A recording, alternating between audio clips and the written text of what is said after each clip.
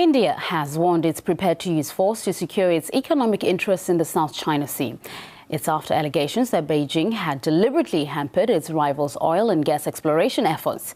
As RT's Igor Piskunov reports, if they can't settle their dispute amicably, there are others who are ready to take full advantage.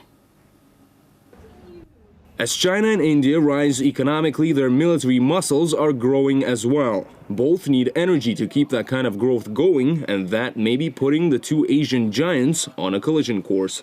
Because of domestic nationalism, the Indian government cannot afford to be seen to be weak in dealing with China. Obviously, a higher profile will make the government popular. Over 200 billion barrels of oil and large amounts of natural gas. That's more than the vast majority of the world's energy-rich nations have, all hidden under the South China Sea. China claims most of the territory for itself, but India has also managed to get access by buying a stake in a Vietnamese gas field. Shortly after Hanoi accused Chinese boats of sabotaging exploration, India warned it's ready to use force to defend its interests. Hopefully, as I said, it should not lead into a more longer-term conflict. It's in a way inevitable because both these countries have large ambitions of becoming global actors and players.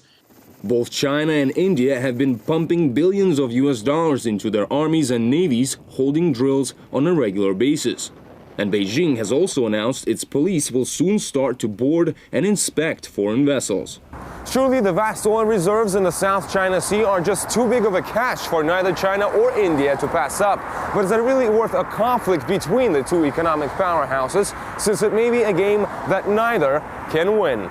The two Asian giants can't afford any weaknesses. That would make it easier for other countries to take a bite of the vast resources. The US has long been increasing its economic and military presence in the region.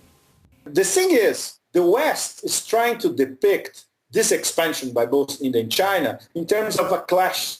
For both of them, the last thing that they want is a military clash. So if the two Eastern powerhouses can't share nicely, the catch may very well go to some other players already prowling on the sidelines.